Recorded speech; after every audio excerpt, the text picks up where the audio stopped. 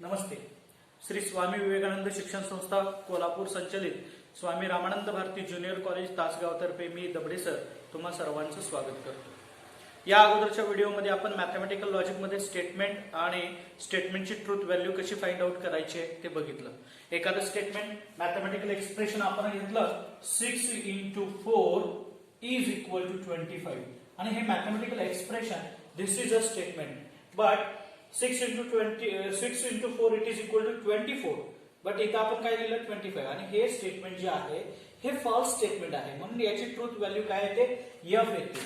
आता याची truth value f येते हे मी आता सांगितलं. पाठीमागचा व्हिडिओ जर तुम्ही निश्चितपणे चांगल्या प्रकारे बघितला असेल एकाग्रतेने बघितला असेल तर निश्चितपणे ह्याची ट्रूथ व्हॅल्यू जी आहे ही तुम्हाला कळून जाईल मी का सांगितलं ते. ओके, तर प्रत्येकाने मला कमेंट करायला विसरू नका नेमकं काय एकाग्रतेनं तुम्ही बघितलेलं आणि काय मिस केलं होतं हे तुम्ही मला सांगायला विसरू नका. ठीक आहे, आज आपण आपल्या व्हिडिओमध्ये काय बघणार आहोत लॉजिकल कनेक्टिव्ह काय आहेत, सिंपल स्टेटमेंट आणि कंपाऊंड स्टेटमेंट हे काय आहे हे बघणार आहोत. बघा, सिंपल स्टेटमेंट म्हणजे काय आणि कंपाऊंड स्टेटमेंट म्हणजे काय. बघा, 3 is a prime number and 4 is an even number. आता ही दोन जी स्टेटमेंट्स आहेत, पहिला आहे 3 is a prime number आणि दुसरा आहे 4 is an even number आणि हे दोन्ही मिळून अँड या कनेक्टिव्हला आपण काय केलंय कनेक्ट केलेलं आहे. आता अँड या कनेक्टिव्हला आपण लॉजिकल कनेक्टिव्ह म्हणणार आहोत. तर 3 is a prime number and 4 is an even number ही दोन वेगवेगळी स्टेटमेंट्स आहेत, सिंपल स्टेटमेंट्स आहेत. बघा, 3 and 5 are twin primes. Twin primes कोणाला म्हणतात? ट्विन म्हणजे जुळे, जुळ्यासाठी दोन्हीची गरज आहे. मग अँड हा वर्ड जो आहे अँड वर्ड निश्चितपणे इथे काय करतो कनेक्टिव्ह म्हणून यूज होत नाही.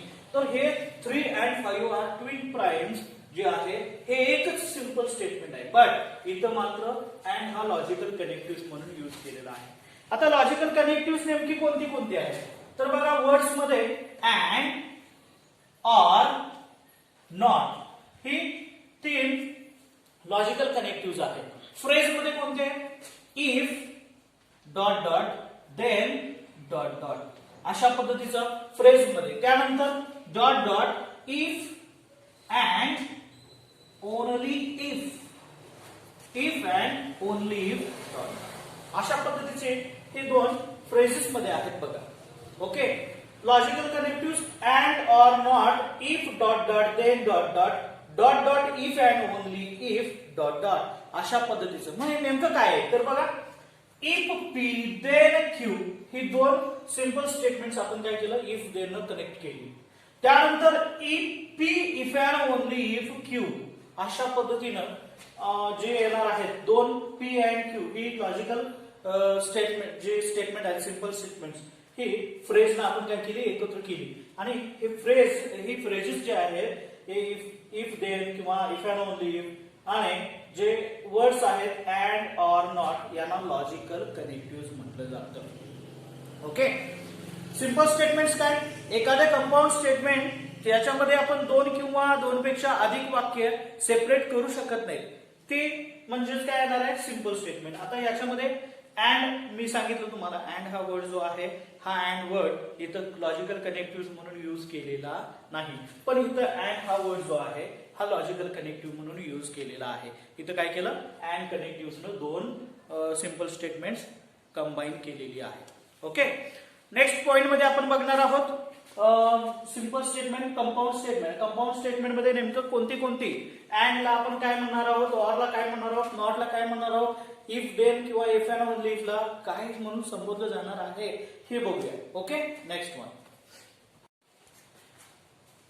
Point conjunction.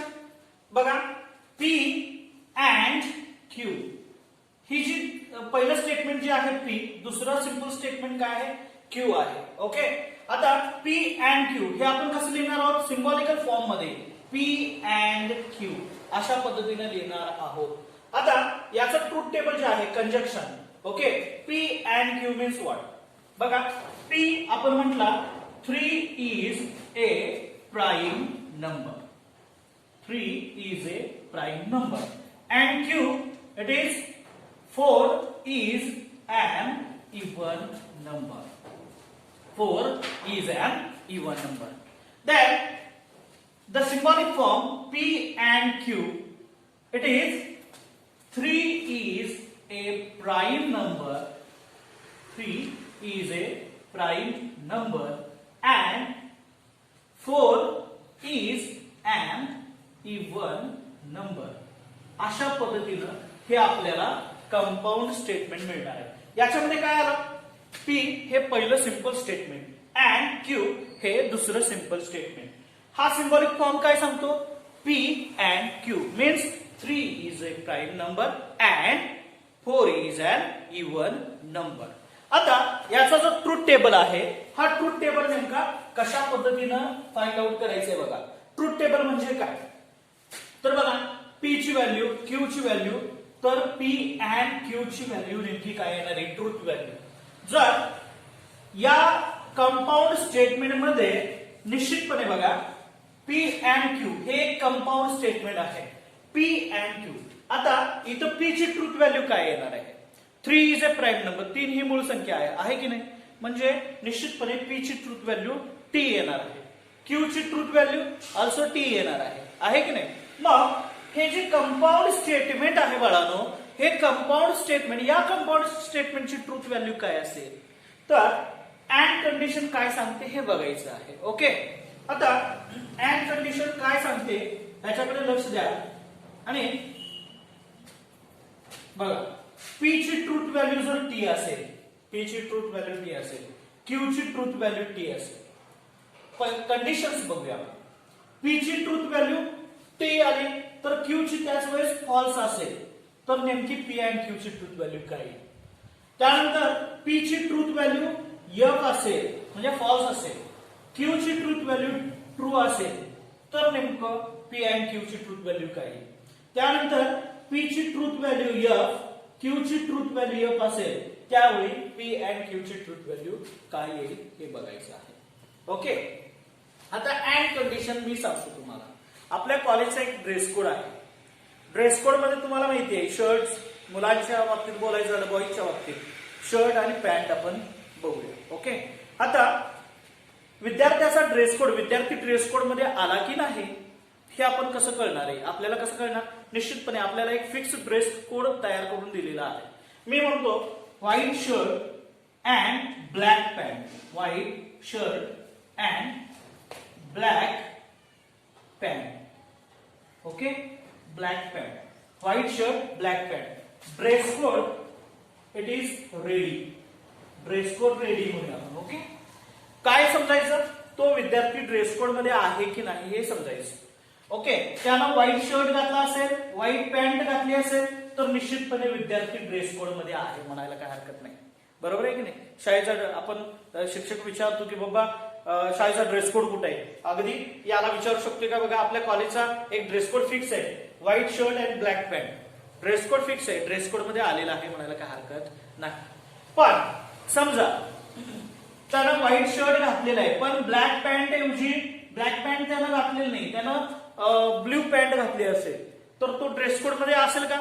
आपला ड्रेस कोड फिक्स आहे, white shirt and black pant, म्हणजे तो ड्रेस कोड मध्ये नाही. ओके, त्यानं भले व्हाईट पॅन्ट व्हाईट शर्ट जो आहे, व्हाईट शर्ट ऐवजी मी म्हणतो पिंक शर्ट घातला असेल म्हणजे तो शर्ट आपला ड्रेस कोड मधला आहे का? नाही. आता ब्लॅक पॅन्ट घातली, ब्लॅक पॅन्ट घातली पण कुठला आहे? पिंक शर्ट आहे. ड्रेस कोड आपला आहे का? तो ड्रेस कोड मध्ये विद्यार्थी असणार नाही. Okay, and condition dress code fix आहे, white shirt and black pant. Okay, त्यामुळं आता त्यानं पिंक शर्ट घातलंय आणि ब्लू पॅन्ट घातली म्हणजे निश्चितपणे व्हाईट शर्ट आहे का? नाही. त्यानंतर ब्लॅक पॅन्ट आहे का? नाही. त्यानं निश्चितपणे व्हाईट शर्ट ऐवजी त्यानं काय केला? पिंक शर्ट घातला आणि ब्लू पॅन्ट घातली.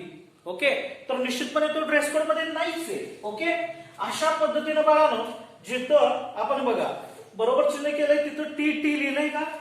टी लिहिलेलं आहे आणि चुकीचं चिन्ह केलंय तिथं काय लिहिलंय? एफ लिहिलेलं आहे. अशा पद्धतीनं इथं टी इथं एफ लिहिलंय. बरोबर चिन्ह, चूक चिन्ह, बरोबर चूक. जिथं चूक आहे तिथं एफ लिहायचं आणि बरोबर आहे तिथं पी लिहायचं. बघा एफ. म्हणजे याच्यावरून लक्षात येईल तुमच्या की पी अँड क्यू ची truth value F other conditions मध्ये एफ आहे. याचा अर्थ काय तर बघा अँड कंडिशन काय सांगते की जर दोन्ही कंपाऊंड स्टेटमेंट तुम्हाला जे दिलेलं आहे या कंपाऊंड स्टेटमेंट मध्ये पी ची व्हॅल्यू म्हणजे पहिला जो सिंपल स्टेटमेंट आहे त्याची आणि दुसरं सिंपल स्टेटमेंट आहे या दोन्हीची ट्रूथ व्हॅल्यू जर टी असेल तर निश्चितपणे दिलेलं कंपाऊंड स्टेटमेंट ट्रू असतं, अदरवाइज ते काय असतं फॉल्स असतं. या कंडिशन मध्ये दोन्ही ट्रूथ म्हणजे दोन्ही सिंपल स्टेटमेंटची ट्रूथ व्हॅल्यू टी असेल तर compound statement P and Q ची ट्रूथ व्हॅल्यू टी असते, अदरवाइज इट इज फॉल्स असते. लक्षात येते ना. म्हणजे टी एफ ला एफ लिहिणार आहात, एफ पी ला एफ लिहिणार आहात, एफ ला एफ लिहिणार आहात कधी जर दोन्ही स्टेटमेंटचे व्हॅल्यू डिफरंट असतील तर निश्चितपणे एफ येणार आहे. कंडिशन फक्त एवढीच लक्षात ठेवायची. अँड म्हणजे कंजक्शनची कंडिशन अशी आहे दोन्ही सिंपल स्टेटमेंट्स जे आहेत कंपाऊंड स्टेटमेंट मधली दोन्ही सिंपल स्टेटमेंट जर ट्रू असतील तरच compound statement P and Q ची ट्रूथ व्हॅल्यू टी येते. Okay. Next disjunction. Next point is disjunction. Disjunction or condition जे आहे ऑर कंडिशन मध्ये जो आपण वर्ड वापरणे ऑर वर्ड तो ऑर वर्ड म्हणजे डिसजंक्शन मध्ये येणार आहे. बघा एक्झाम्पल घेऊया आपण. फॉर क्लर्क जॉब आपल्याला क्लेरिकल जॉबसाठी ऍप्लिकेशन करणारे म्हणजे आपण ऍप्लिकेशन मागवलेले आहे. कंडिशन अशी सांगितली रिक्वायरमेंट काय तर क्लेरिकल जॉबसाठी येणारा मेंबर जो आहे त्याला टायपिंग मराठी और इंग्लिश टायपिंग आलं पाहिजे. कुठलं मराठीचं टायपिंग आलं पाहिजे किंवा इंग्लिशचं टायपिंग आलं पाहिजे. ओके. समजा एखादा कॅन्डिडेट आहे त्याला मराठी टायपिंग येतं इंग्लिश टायपिंग येतं निश्चितपणे तो जॉबसाठी पात्र आहे ना. ओके. एखादा कॅन्डिडेट आला ज्याला मराठी टायपिंग येतं पण इंग्लिश टायपिंग येत नाही. ओके. ठीक आहे. आपण काय सांगितलं मराठी और इंग्लिश दोन्हीपैकी एक चालतं म्हणजे तो जॉबसाठी पात्र आहे. आता तिसरी कंडिशन बघा. पण त्याला मराठी टायपिंग कॅन्डिडेटला मराठी टायपिंग येत नाही पण इंग्लिश टायपिंग येतं निश्चितपणे मराठी और इंग्लिश और कंडिशन काय सांगते कोणतंही एक चालेल. चला ठीक आहे. म्हणजे तो ऍप्लिकेबल आहे. आता एखादा कॅन्डिडेट असा आलाय की ज्याला मराठी टायपिंग पण येत नाही इंग्लिश टायपिंग पण येत नाही. कंडिशन काय सांगितली आपण मराठी और इंग्लिश टायपिंग रिक्वायरमेंट. मग एकतर मराठी पाहिजे किंवा इंग्लिश पाहिजे. आता दोन्ही नाही म्हणजे त्याला उभंही करून घेणार नाही कोण. लक्षात येते का. म्हणजे तो त्या जॉबसाठी लायक नाही. ओके. आता ह्याच फक्त कंडिशन्स आपण या ट्रूथ टेबल मध्ये टाकूया. बघा कॅन्डिडेट पास मराठी टायपिंग हे आपण पी मानलं. पी म्हणजे पहिलं स्टेटमेंट क्यू म्हणजे दुसरं स्टेटमेंट पी आर क्यू म्हणजे काय आलं कॅन्डिडेट पास मराठी टायपिंग और इंग्लिश टायपिंग असं म्हणू शकतो. बरोबर आहे. मग याच्यातलं पहिलं बघा काय सांगितलं की ज्या पद्धतीने आपण तो मराठी टायपिंग पास आहे का इंग्लिश टायपिंग पास आहे का याच्यावर बघा. मराठी टायपिंग पास आहे म्हणजे याची ट्रूथ व्हॅल्यू पी ची ट्रूथ व्हॅल्यू टी म्हटलं. ओके. क्यू ची ट्रूथ व्हॅल्यू टी म्हटलं. टी म्हणजे तो मराठी टायपिंग पास आहे इंग्लिश टायपिंग पण पास आहे. ओके. जिथं बरोबर चिन्ह आहे तिथं टी टी द्यायचं आणि जिथं बरोबर चिन्ह आहे तिथं टी चुकीचं चिन्ह आहे तिथं एफ लिहायचं. निश्चितपणे टी इथं काय येणार एफ टी टी त्यानंतर F F F. Or condition काय सांगते बघा. या हे कंपाऊंड स्टेटमेंट आहे पी और क्यू म्हणजे डिसजंक्शनचं स्टेटमेंट आहे पी और क्यू. ओके. काय सांगितलं कॅन्डिडेट पास मराठी टायपिंग और इंग्लिश टायपिंग. लक्षात येतं. मग तो पी म्हणजे काय आलं candidate pass Marathi typing Q काय आला candidate pass English typing. Okay. आता निश्चितपणे आपण काय सांगू शकतो कंडिशन बघा ऑरची कंडिशन बघा इथं टी आहे कधी ट्रूथ व्हॅल्यू यांच्या काय आहेत त्याच्याशी देणं घेणं नाही पण P or Q it is true only when बघा यातलं कोणतंही एक ट्रू असेल तर कोणतंही एक म्हटलं पण कंडिशन लक्षात ठेवत असताना एवढीच कंडिशन लक्षात ठेवायची. कशी दोन्ही स्टेटमेंट फॉल्स असतील तर or condition disjunction P or Q it is false. Okay.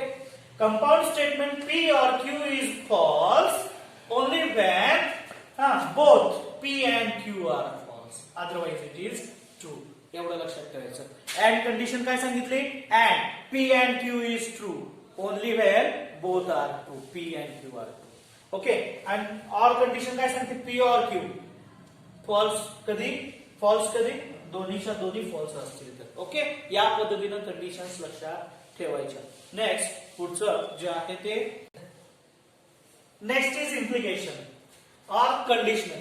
Conditional और इम्प्लिकेशन बघा. इफ पी देन क्यू अशा पद्धतीचं. आता याच्यामध्ये P and Q are two simple statements. Then if P then Q is the form of conditional. Okay. हे जे आहे हे सिंबॉलिक फॉर्म मध्ये असं लिहिलं जातं. पी इम्प्लाइज क्यू और दुसरं पी इम्प्लाइज क्यू अशा पद्धतीने. आता तुम्हाला कळायचं असेल की वाचलं कसं जातं? P implies Q. ओके. आता याचा जो आपण ट्रूथ टेबल ड्रॉ करणार आहोत तो ट्रूथ टेबल बघा कसा आहे. P Q P implies Q. Okay. याच्यामध्ये बाळांनो पी इम्प्लाइज क्यू मध्ये किंवा हे कंडिशनल स्टेटमेंट जे आहे या कंडिशनल स्टेटमेंट मध्ये पी ला आपण हायपोथेसिस म्हणायचे आणि क्यू ला कन्क्लुजन. ओके. पी ला हायपोथेसिस क्यू ला काय म्हणायचे? कन्क्लुजन. आणि कन्क्लुजन इथं फॅक्ट असतं लक्षात ठेवायचं. ओके. कन्क्लुजन बरोबर असेल तर निश्चितपणे स्टेटमेंट आपलं जे असणार आहे ते बरोबर असणार आहे. बघूया आपण कसं कसं येणार आहे. पी म्हणजे सिंपल स्टेटमेंट पी क्यू हे दोन्ही ट्रू असतील तर पी इम्प्लाइज क्यू ट्रू असतं. P true Q false. Q it is conclusion. Conclusion false असेल तर निश्चितपणे पी इम्प्लाइज क्यू फॉल्स येणार आहे. आता याच्यामध्ये आपण गृहीतक जे आहे हायपोथेसिस जे आहे हायपोथेसिस ट्रू मांडलं असेल तर आपलं लक्षात येते का बघा. हायपोथेसिस ट्रू असेल तर कन्क्लुजन सुद्धा ट्रू आलं पाहिजे. हायपोथेसिस फॉल्स आलं तर कन्क्लुजन फॉल्स आलं. It is also true. लक्षात येते का बघा. फक्त कसं आहे की ही कंडिशन लक्षात ठेवायची आहे फक्त आपल्याला. आता हायपोथेसिस आपण चुकीचं मांडले पण कन्क्लुजन आपलं आलंय तर निश्चितपणे पी इम्प्लाइज क्यू ट्रू असणार आहे. आणि हायपोथेसिस चुकीचं आहे कन्क्लुजन पण चुकीचं आहे तर निश्चितपणे पी इम्प्लाइज क्यू हे बरोबर असणार आहे. पी इम्प्लाइज क्यू ची ट्रूथ व्हॅल्यू टी असणार आहे. कंडिशन एवढीच लक्षात ठेवायची पी इम्प्लाइज क्यू ची. तर या पद्धतीनं टी एफ ला एफ येणार. ओके. पी इम्प्लाइज क्यू जे आहे पी इम्प्लाइज क्यू याच्यामध्ये पी ची व्हॅल्यू ट्रू क्यू ची व्हॅल्यू फॉल्स असेल. पी ची व्हॅल्यू ट्रू आणि क्यू ची व्हॅल्यू फॉल्स असेल तर false. Otherwise it is true. सांगितलेलं कळालं का? पी ची व्हॅल्यू ट्रू क्यू ची व्हॅल्यू फॉल्स असेल तर पी इम्प्लाइज क्यू ची व्हॅल्यू फॉल्स येते. अदरवाइज सगळीकडे ती काय येते? ट्रू येते. इतकंच लक्षात ठेवायचं. आता याचे फॉर्म्स जे आहेत हे फॉर्म्स मी तुम्हाला सांगणार आहे. बघा त्याच्यामधला पी ओळखायचा कसा? पी इम्प्लाइज क्यू मधला पी ओळखायचा कसा? किंवा पहिली कंडिशन बघा. इफ पी देन क्यू हा पहिला फॉर्म आहे. ओके. म्हणजे एखादं वाक्य तुम्हाला दिलं असेल साधारणतः जर वाक्य घ्यायचं झालं तर बघा आपण मे मध्ये काय करतो? आपण भाताची पेरणी करतो आणि जून मध्ये ते भात उगवलं जातं कोळंबणी वगैरे असं काहीतरी होतं. ओके. द सीड्स आर आपण काय म्हणतो त्याला अगदी एक मिनिट हा एक्झाम्पल सांगतो तुम्हाला.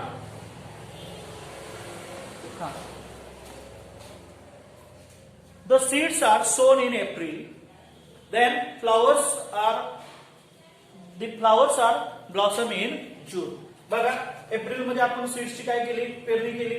ओके. बियांची पेरणी केली की जून मध्ये निश्चितपणे फ्लॉवर्स आपल्याला मिळतील किंवा रोपटे आपल्याला मिळतील.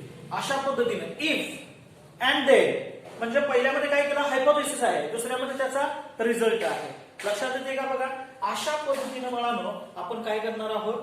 एक्झाम्पल्स बघणार आहोत. मग इफ पी पी मध्ये काय सांगितलं की तिथं कंडिशन हायपोथेसिस आहे. ओके. गृहीतक मांडलेलं आहे आपण. ओके. आणि त्यानंतर त्याचा रिझल्ट आपल्याला क्यू म्हणून मिळणार आहे. मग या पद्धतीची उदाहरणं जी असणार आहेत नेमकी कोणत्या कोणत्या टाइप मध्ये पी इम्प्लाइज क्यू येतं बघा. ओके. पहिला सांगितला फॉर्म तुम्हाला P if P then Q म्हणजे याच्यामध्ये इफ नंतर येणारा जो आहे तो इफ पी देन क्यू. दुसरा जो टाइप आहे second type P only if, sorry, it is Q follows from P. Q follows from P. त्यानंतर तिसरा टाइप असणार आहे P is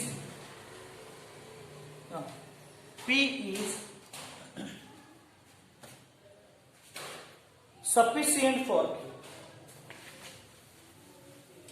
P is sufficient.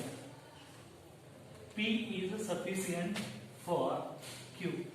चौथा टाइप असणार आहे Q is necessary for P. Q is necessary for P. त्यानंतर पाचवा type असणार आहे P only if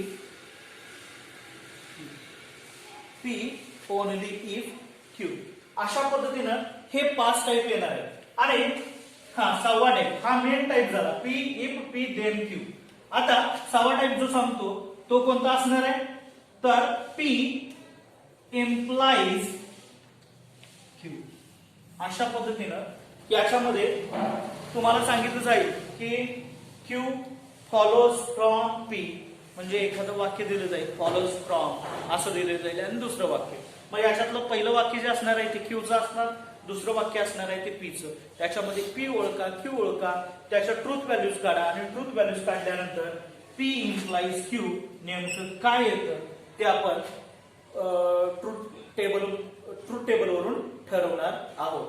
next point is that biconditional or double implication आपण त्याला म्हणतो. बाय कंडिशनल बघा P आणि Q ही दोन जर सिंपल स्टेटमेंट असतील तर biconditional P implies and implied by Q और या पद्धतीनं ते असाइन केलं जातं. ओके, दोन्ही बाजूला बाणाची टोके असणार आहेत बघा. ओके, तर हे वाचलं जातं P implies and implied by Q. Okay, P implies and implied by Q or P double implies Q. Okay, अशा पद्धतीनं याचं वाचन केलं जातं. ओके, आता याचं ट्रूथ टेबल काय सांगतो बघा.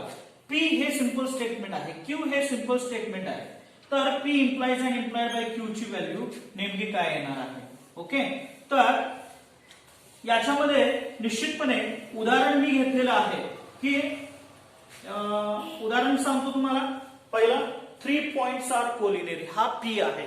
Q काय आहे, they lie on a line. Okay, आता लक्ष द्यायचं if and only if condition काय सांगते याच्यामध्ये बघा. 3 पॉइंट्स आर कोलिनियर कधी म्हणू शकतो आपण, 3 बिंदू एक रेषीय आहेत. कधी, जर ते एकाच लाईनवर असतील, म्हणजे हे टोटल स्टेटमेंट बरोबर असते. कधी, जर 3 पॉइंट्स कोलिनियर आहेत म्हटलं आपण, एक रेषीय, तर ते एकाच लाईनवर पाहिजे आहेत की नाही. तर बघा P ट्रू म्हटलं, Q ट्रू म्हटलं तर P implies and implied by Q true येणार आहे. P biconditional Q true येणार आहे. आता P true, Q false. Okay, बघा P इट इज ट्रू, हे ट्रू आहे म्हणजे काय, तर ते एक रेषीय आहे. आणि इथे काय म्हटलंय, they do not lie on a line, म्हणजे ते एका रेषेवर नाहीत. जर एका रेषेवर नाहीत तर ते नाही रेषीय आहेत. ओके, म्हणजे एक रेषीय नाहीत. लक्षात येते का बघा. ओके, तर निश्चितपणे ह्याच्यामध्ये हे टोटल स्टेटमेंट काय येणार आहे, फॉल्स येणार आहे. आता तिसरा पॉइंट बघा, 3 points are non collinear, not collinear म्हणजे एक रेषीय नाहीत. आणि इथं काय म्हटलंय, दे लाय ऑन अ लाईन, म्हणजे तिन्ही काय आहेत, एकाच रेषेवर आहेत. आपण काय म्हणू शकतो, जर 3 किंवा 3 पेक्षा अधिक बिंदू एका रेषेवर असतील तर त्यांना एक रेषीय म्हटलं जातं. इथं काय म्हटलंय बघा, 3 बिंदू एक रेषीय नाहीत म्हटले. ओके, आणि इथं काय सांगितलं तुम्हाला, दे लाय ऑन अ लाईन, ते तिन्हीच्या तिन्ही एकाच रेषेवर आहेत, मग ते एक रेषीय नाही. हे वाक्य पूर्ण चुकीचं आहे. ओके, तर बघा तिसरी कंडिशन फॉल्स ट्रू असेल तर फॉल्स येणार. आणि चौथं बघा, 3 बिंदू एक रेषीय नाही, 3 पॉइंट्स आर नॉट कोलिनियर, 3 बिंदू एक रेषीय नाही. If and only if they do not lie on a line, ते एका रेषेवर नाहीत. लक्षात येते का बघा, ते एका रेषेवर नसतील तर ते एक रेषीय नाहीत. आणि हे पूर्ण वाक्य बरोबर आहे, लक्षात ठेवायचं. म्हणजे फॉल्स फॉल्सला ते काय येतं, ट्रू येतं. कंडिशन एवढीच लक्षात ठेवायची. P implies and implied by Q, it is दोन्हीच्या दोन्ही ट्रू आहेत ना, हा पण ट्रू आहे आणि हा पण ट्रू आहे की नाही? दोन्हीच्या दोन्ही ट्रू आहेत. कधी? दोन्हीच्या दोन्ही जी सिंपल स्टेटमेंट जी आहेत, लक्षात येते का बघा? P implies and implied by Q मधली दोन्ही स्टेटमेंट ट्रू आहे, दोन्हीच्या दोन्ही स्टेटमेंट फॉल्स आहे. म्हणजे ज्या वेळेस या compound statement by conditional statement मध्ये, ओके, बाय कंडिशनल स्टेटमेंट मध्ये यूज केलेली सिंपल स्टेटमेंटची व्हॅल्यू जर सेम असेल, मी म्हणतो काय, तर दोन्हीची व्हॅल्यू जर सेम असेल, एक तर ट्रू किंवा फॉल्स तर फॉल्स असेल, तर निश्चितपणे दिलेलं कंपाऊंड स्टेटमेंट ट्रू येतं, अदरवाइज इट इज फॉल्स. या पद्धतीनं बाय कंडिशनलची कंडिशन लक्षात ठेवायची. Next point, negation. Next point is the negation. Negation, एखादं सिंपल स्टेटमेंट तुम्हाला P दिलेलं असेल तर P चं निगेशन हे निगेशन P म्हणून लिहिलं जातं. लक्षात येते का बघा? P चं निगेशन हे निगेशन P म्हणून लिहिलं जातं. आता समजा मी इथं म्हटलं 4 is a prime number. 4 is a prime number. Okay, तर याचं निगेशन, ह्याला P म्हणतो. तर निगेशन P काय येतं बघा? 4 is not a prime number. 4 is not a prime number. आता थोडंसं लक्ष द्यायचं, P ची ट्रूथ व्हॅल्यू T असेल किंवा F असेल. जर P ची ट्रूथ व्हॅल्यू T असेल तर निगेशन P ची ट्रूथ व्हॅल्यू F येते, आणि P ची ट्रूथ व्हॅल्यू F असेल तर निगेशन P ची ट्रूथ व्हॅल्यू T येते. आता याच्यावरून लक्षात घ्या, P काय सांगितलं? P 4 is a prime number. 4 ही मूळ संख्या आहे आणि हे चुकीचं आहे. मग पुढे काय म्हणलं? निगेशन P काय येतं? 4 is not a prime number, म्हणजे 4 ही मूळ संख्या नाही. आता ह्याची ट्रूथ व्हॅल्यू काय येते? T येते. याची ट्रूथ व्हॅल्यू F येते, तर याची निश्चितपणे T येते. सेकंड स्टेटमेंट निगेशन P जे आहे त्याची ट्रूथ व्हॅल्यू काय येते? T येते. बघा, जर P ट्रू F असेल तर निगेशन P ची ट्रूथ व्हॅल्यू T येते. अशा पद्धतीने ह्या सगळ्यांचा, या पाचीच्या पाची जे आपले कंजक्शन्स आहेत, सॉरी कंजक्शन, डिजंक्शन, त्यानंतर implication, double implication and negation, he 5 logical connective आहेत. या सगळ्याचा वापर आपण ट्रूथ टेबल ड्रॉ करणे किंवा एखादी म्हणजे आपण कंपाऊंड स्टेटमेंटची ट्रूथ व्हॅल्यू फाइंड करण्यासाठी यूज करणार आहोत. नेक्स्ट वन पॉइंट, एक्झाम्पल्स काय विचारलं बघा. आता write the truth values of the following statements. Write the truth values of the following statements. आता ही स्टेटमेंट जी आहेत ही कशी जोडलेली आहे बघा? अँड, ऑर, त्यानंतर if, then, okay, if, then आणि इफ अँड ओनली इफ या लॉजिकल कनेक्टिव्हनी जोडलेली आहेत. तर बघा, याच्यामध्ये सुरुवात करत असताना मी फक्त एक एक्झाम्पल सांगणार आहे, नंतरचे एक्झाम्पल्स आपण बघायचे कशी सोडवायची, काय करायचं ते सांगणार आहे. तुम्ही जे एक्झाम्पल्स इथं मी देणार आहे एक्सरसाइज मध्ये ती निश्चितपणे सोडवायची आहे. तर सुरुवात करत असताना याचं सोल्युशन सोडवत असताना बघा काय करायचंय? लेट P म्हणजे पहिलं सिंपल स्टेटमेंट मानायचं, 3 इज ए प्राईम नंबर. आता let P 3 is a prime number अशा पद्धतीने लिहायचं. त्यानंतर Q, it is 4 is a rational number. 4 is a rational number. 4 is a rational number. आता याच्यामध्ये बघा PQ काय सांगितलं? अँड या कनेक्टिव्ह जोडलेला आहे. The symbolic form of the given statement. The symbolic form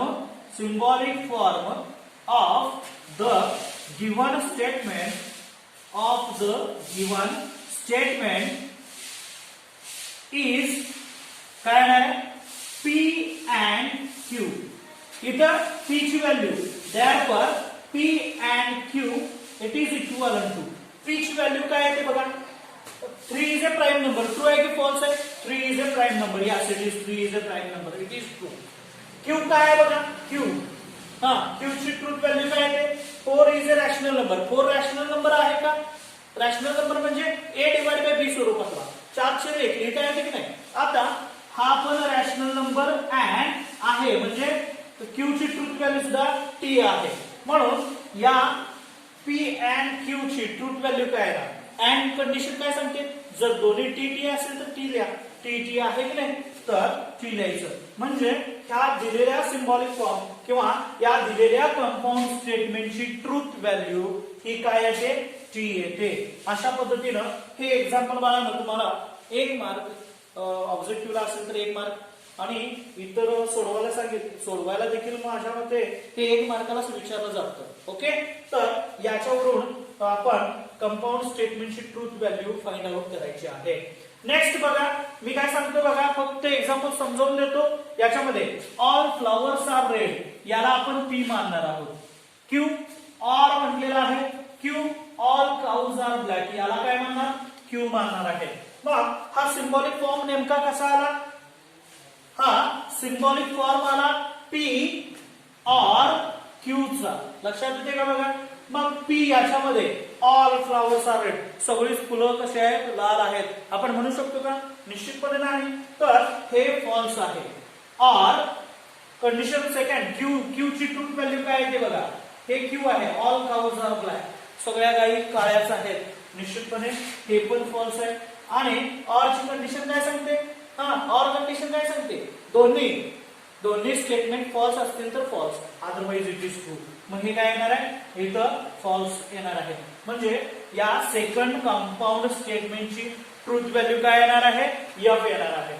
if बघा, इफ पी म्हणजे काय, Mumbai is in Maharashtra.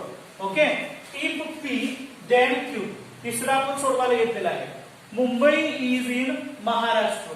Okay, Q काय येणार, Delhi is the capital of India. Okay, म्हणजे पी हे जे कंपाऊंड स्टेटमेंट दिलेलं आहे, या कंपाऊंड स्टेटमेंटचा सिंबॉलिक फॉर्म आहे पी इम्प्लाइज क्यू. आता पी इम्प्लाइज क्यू मध्ये पी ची ट्रूथ व्हॅल्यू काय येते, टी येते. आणि क्यू ची ट्रूथ व्हॅल्यू, कारण मुंबई हे महाराष्ट्रामध्येच आहे आणि दिल्ली हे सुद्धा इंडियाची काय आहे, राजधानी आहे. म्हणजे P implies Q, it is T implies T and it is equal to. If condition काय सांगते की टी एफ असेल तर एफ लिहा, म्हणजे क्यू ची व्हॅल्यू एफ असेल तर एफ लिहायचं. त्यावेळी टी ची व्हॅल्यू टी पाहिजे मात्र. ओके, मग आता काय ना, इट इज टी, म्हणजे तिसऱ्याची ट्रूथ व्हॅल्यू काय येते, टी येते. ओके, तिसऱ्याची ट्रूथ व्हॅल्यू टी, दुसऱ्याची एफ, पहिल्याची टीच येते. Okay, now next one, fourth one, milk is white, याला पी मानलं, मिल्क इज व्हाईट. इपॅव लिव्ह, the sun rises in the west, हे क्यू मानलं. तर याचा सिंबॉलिक फॉर्म काय येणार आहे, P implies and implied by Q and it is equivalent to P ची ट्रूथ व्हॅल्यू काय आहे, milk is white, yes it is true. and implies and implied by Q ची ट्रूथ व्हॅल्यू काय येते, false येते. कारण का, sun rises in the west, सूर्य कुठं उगवतो, पश्चिमेला उगवतो, असं इथं म्हटलेलं आहे, मी म्हटलेलं नाही. ओके, आणि हे काय चुकीचं आहे. मग आता आपली कंडिशन काय सांगते, डबल इम्प्लिकेशनची कंडिशन अशी सांगते की दोन्हीच्या दोन्ही सेम व्हॅल्यूज असतील तर टी लिहा, अदरवाइज फॉल्स द्या. म्हणजे ही व्हॅल्यू काय येणार आहे, फॉल्स येणार आहे. ओके, म्हणजे चौथं जे असणार आहे ती ट्रूथ व्हॅल्यू फॉल्स येणार आहे. अशा पद्धतीनं कंपाऊंड स्टेटमेंटच्या ट्रूथ व्हॅल्यूज आपल्याला फाइंड आउट करता येतात. ओके, आता बाळांनो तुमच्या कमेंट्स मला महत्त्वाच्या आहेत, जेणेकरून विद्यार्थी ऑनलाईन टीचिंग मध्ये विद्यार्थी किती सहभागी होतात आणि किती सहभागी होत नाही हे आम्हाला जाणून घ्यायचं आहे. ओके, तर सर्वांनी काय करायचं आहे, आपल्या माझ्या व्हिडिओच्या खाली कमेंट बॉक्स मध्ये जाऊन कमेंट करायचे आहे. आणि कमेंट केल्यानंतर एक सांगतो की चॅनलला सबस्क्राईब करा, व्हिडिओ लाईक अँड शेअर करा, जेणेकरून विद्यार्थी मित्रांना आपल्या सगळ्यांनाच बघता येतील. ज्यांच्याकडे म्हणजे व्हॉट्सअप वगैरे नंबर ऍड नसेल तर निश्चितपणे तुमच्या शेअरनं हे व्हिडिओज बघतील आणि आपला अभ्यासक्रम पुढे चालू राहील. पण पहिल्यांदा व्हिडिओला सबस्क्राईब, चॅनल सबस्क्राईब करा, व्हिडिओला लाईक करा आणि शेअर करायला विसरू नका. थँक्यू. नेक्स्ट एक्झाम्पल बघा. If statements P and Q are true and R and S are false statement. याच्यामध्ये काय सांगितलं, स्टेटमेंट पी आणि क्यू हे कसे आहेत, ट्रू स्टेटमेंट आहे, म्हणजे त्यांची ट्रूथ व्हॅल्यू टी येते. आणि आर आणि यस हे फॉल्स स्टेटमेंट मध्ये आहे, फॉल्स स्टेटमेंट आहे, म्हणजे त्यांची ट्रूथ व्हॅल्यू काय येते, त्यांची ट्रूथ व्हॅल्यू येते फॉल्स, यफ. ओके, तर बघा या टोटल स्टेटमेंटची ट्रूथ व्हॅल्यू काय, ते 3 एक्झाम्पल्स आपण घेणार आहोत. बघा, negation P, okay, negation P, negation of P ची ट्रूथ व्हॅल्यू टी येते अँड क्यू ची ट्रूथ व्हॅल्यू ट्रू येते. त्यानंतर आर, निगेशन ऑफ आर ची ट्रूथ व्हॅल्यू एफ येते. लक्षात येते का बघा. And it is equivalent to negation, equivalent to negation T. Negation T म्हणजे काय येणार, जे स्टेटमेंट ट्रू आहे, पी स्टेटमेंट ट्रू आहे, तर निगेशन पी काय येणार, फॉल्स येणार. म्हणजे याची ट्रूथ व्हॅल्यू काय येणार, एफ येणार. Okay. And this one T आहे असं ठेवा. R condition negation of F म्हणजे निगेशन ऑफ आर. आर काय आहे, फॉल्स आहे, तर आर फॉल्स आहे, तर निगेशन ऑफ आर ट्रू येणार. ओके.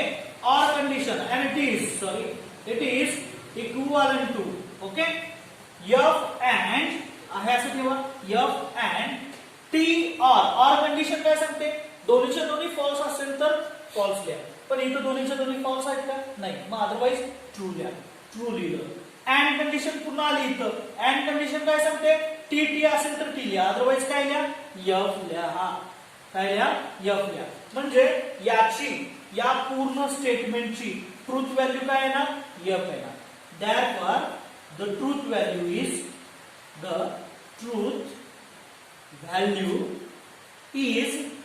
F. अशा पद्धतीनं याचा आन्सर लिहिता येतो. नेक्स्ट वर एक्झाम्पल बघा. पी आपल्याला काय सांगितलंय, पी आपल्याला सांगितलेलं आहे की हा ट्रू आहे. And negation of R, R is false, negation of R is true येणार आहे. ओके. असं पण आपण डायरेक्टली सोडवू शकतो. त्यानंतर आर तुम्ही इथं सरळ सरळ लिहा, निगेशन ऑफ आर ची व्हॅल्यू एफ येते. त्यानंतर and it is negation of Q ची व्हॅल्यू ट्रू येते आणि अँड एस ची व्हॅल्यू पुन्हा एफ येते. Okay. Now it is equivalent to T and negation, it is T and negation of F, it is T. T चं negation काय येणार, F चं निगेशन टी येणार, टी चं निगेशन एफ येणार. त्यानंतर and it is negation of t, it is f or f. बघा, and that is equivalent to and condition tt असेल तर t लिहा, tt असेल तर t लिहा, लिहिलं. ओके. and मध्ये आहे असं ठेवायचं, ब्रॅकेट्स पहिल्यांदा सॉल्व्ह करून घ्या. f or f or condition f f असेल तर f, मग इथं काय f f आहे, तर याच्या बदली f लिहायचंय. and it is equivalent to, आता या दोन्हीच्या मध्ये काय आलं, अँड कंडिशन आहे, दोन्हीच्या मध्ये अँड कंडिशन. पी ची ट्रूथ व्हॅल्यू अगदीच मी म्हणतो पहिलं स्टेटमेंट आहे त्याची ट्रूथ व्हॅल्यू टी आहे, दुसऱ्या स्टेटमेंटची फॉल्स आहे. अँड कंडिशन सांगते टी टी असेल तर टी लिहा, अदरवाइज काय लिहा, एफ लिहा. मग इथं टी टी आहे का, नाही, मग काय लिहायचं, एफ लिहायचं. म्हणजेच याची truth value, therefore the truth value is F लिहायचे आहे. Okay. Now this one it is equivalent to, directly लिहितो मी, equivalent to negation P, negation T येणार. निगेशन आहे सर पी ची truth value T, implies it is Q ची truth value T, again this one, and it is R ची truth value येते F, it is implies and implied by S ची truth value सुद्धा F येते. Okay. Now it is equivalent to काय येणार आहे बघा, निगेशन टी म्हणजे एफ लिहिणार आहोत, निगेशन टी एफ. ओके. याच्या उलट, टीच्या उलट एफ येणार. ट्रूथ व्हॅल्यू टी असेल तर negation of T it is F लिहिणार आहोत. Implication or implies by it is T आहे असं. अँड बघा इथं एफ आहे असं, implies and implied by. Okay. Direct bracket solve करून घेऊ शकता. आता डबल इम्प्लिकेशनची कंडिशन काय आहे, दोन्हीची ट्रूथ व्हॅल्यू जर सेम असेल, सेम आहे की नाही, आहे की नाही, एफ एफच आहे ना, तर टी लिहायचं, लिहिलं टी. त्यानंतर इम्प्लिकेशन कंडिशन काय सांगते, इम्प्लिकेशनची कंडिशन सांगते की पी ट्रू पाहिजे, क्यू फॉल्स पाहिजे. जर पी ट्रू क्यू फॉल्स असेल तर एफ लिहायचं, अदरवाइज टी. मग पी ट्रू आहे का, नाही, इथं एफ आहे. क्यू फॉल्स आहे का, नाही, तो टी आहे. ओके. मग इथं काय येणार, निश्चितपणे इट इज टी येणार. अँड टी, अँड कंडिशन काय सांगते, अँड कंडिशन टी टी ला काय लिहा, टी लिहा, टी टी ला काय लिहा, टी लिहा. Therefore the truth value is the truth value is, आपण काय लिहिणार आहोत, ती लिहिणार आहोत. म्हणजे बघा, या स्टेटमेंटची ट्रूथ व्हॅल्यू एफ येते, तर या सेकंड स्टेटमेंटची ट्रूथ व्हॅल्यू एफ येते, तर थर्ड स्टेटमेंटची ट्रूथ व्हॅल्यू टी येते. अशा पद्धतीने एक्झाम्पल नेक्स्ट घेणार आहोत. बघा next example. Next example, write the negation of the following. आता ही जी चार आपल्याला एक्झाम्पल दिलेले आहेत त्यांचं काय लिहायचंय, निगेशन लिहायचंय. बघा, प्राइस इन्क्रीजेस. आता कोणतरी काय म्हणेल की प्राइस इंक्रीजेसचा आपण विरुद्धार्थी शब्द लिहूया डिक्रीजेस. नाही, इथं तसं करायचं नाही. तर इन्क्रीजेस निश्चितपणे याला ईएस प्रत्यय लागलेला आहे आणि हा ईएस प्रत्यय त्याचा काढायचा आणि इथं काय करायचं, निगेटिव्ह, याचं निगेटिव्ह वाक्य लिहायचंय. बघा कसं लिहायचं, प्राइस डज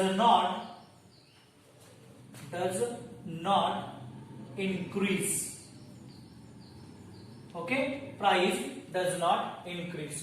अशा पद्धतीनं याचं निगेशन लिहायचं. कळालं का? याचं निगेशन इथं लिहिलेलं आहे.